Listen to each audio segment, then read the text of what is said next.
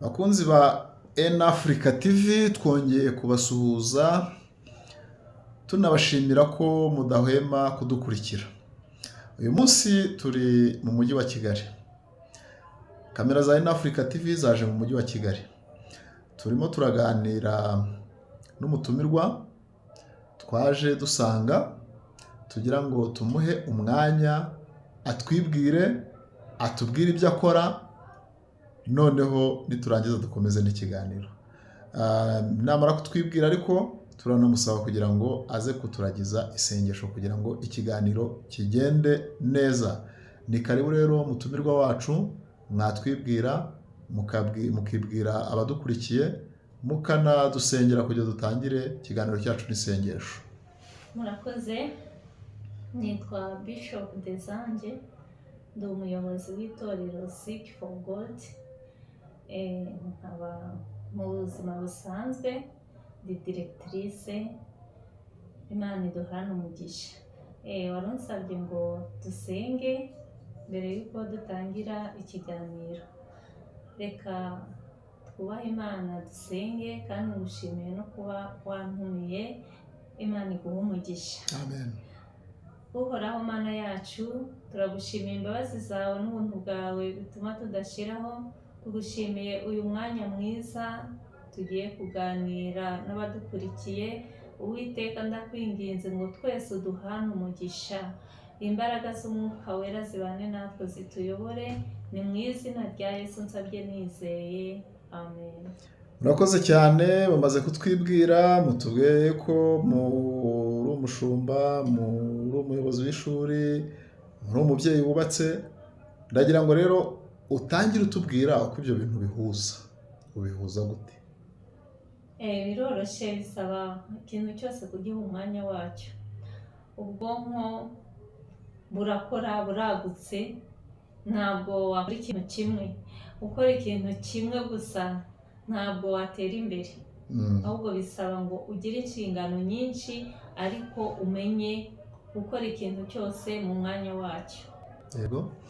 Bivuga ngo ubwo urabihuzahuza byose ukamenya ngo iki ndagikora mu mwanya w'iki, iki nacyo gikore mu mwanya w'iki. None se nk'abana b'abakobwa bakiri batoya cyangwa se abadamu bakiri batoya bakigera mu rugo, afite akazi, afite urugo, ni mutoya, arabona kubimanaginga biragoye, uwo mwamugira nama ki? Hamwe n'Imana byose birashoboka. Imana iragushoboza. Dushobozwa na Kristo uduha imbaraga. Birakunda, namugira inama yo kuvuga ngo umurimo ugiyeho wose werekezeho amaboko, werekezeho umutima wawe wose, uwukore n'umwete, uwukore neza. Yego. We kuwukora usimbagurika utekereza ibindi, ngo wicanga ubwawe mu mutwe.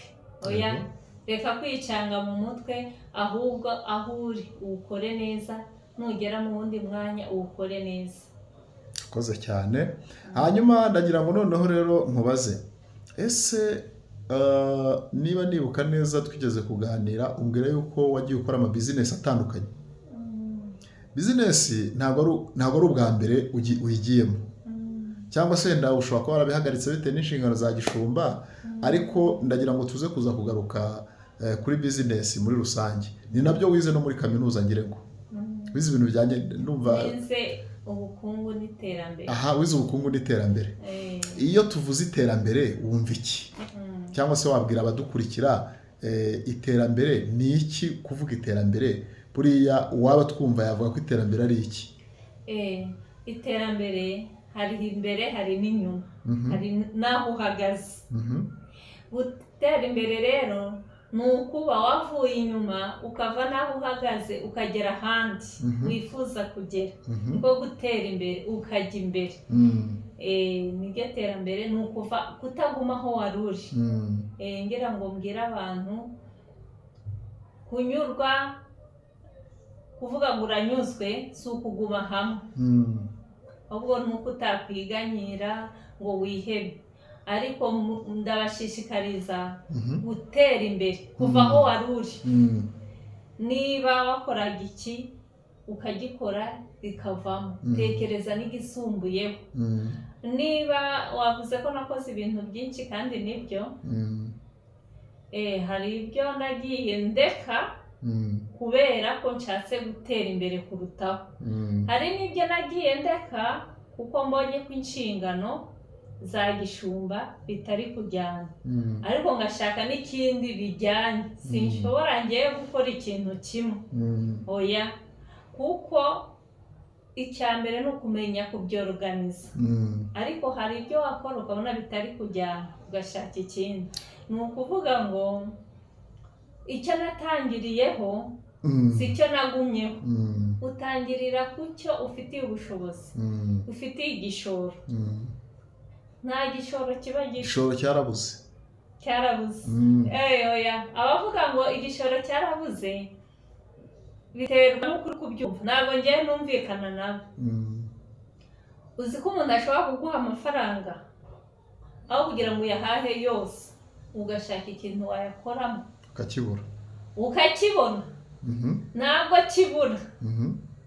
Ntabwo ari ukuvuga ngo igishoro kirabura kubera ko uraho. Ndagira ngo ufashe abadukurikiye. Ese umwana w'umusore ufite ibihumbi 100, umwana w'umukobwa ufite ibihumbi 100, ufite ibihumbi 50, ufite ibihumbi 200, ufite 300, wabuze icyo akora, wamugira nama ki? Yewe ntabwo abo ngo yabura icyo akora. Ayo mafaranga ni menshi, ibihumbi 100. Ahubwo atekereza ibiruta yafite. Nicyo gituma avuga ngo nta gishoro, ntatangire. Ahubwo tekereza muri sansi yayo ufite, ndetse n'ibiri munsi yayo ufite. None ko bavuga ko muri uno mujyi wa Kigali ubuzima buhenze?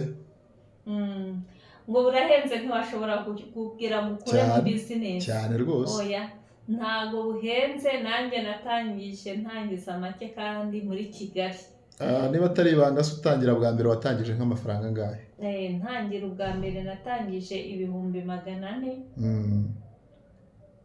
Ngura agasaro gatoya. Ka gasaro karakogosha karimo utuntu twose. Ni umuntu wakoraga business iramunanira. Arayigurisha. Iyo ugurishije saro rero ugurisha n'uturimo twose. Ugurisha iseta n'uturimo twose. Ubwo rero kuko nje intumbero yanjye numvaga nshaka saro nini.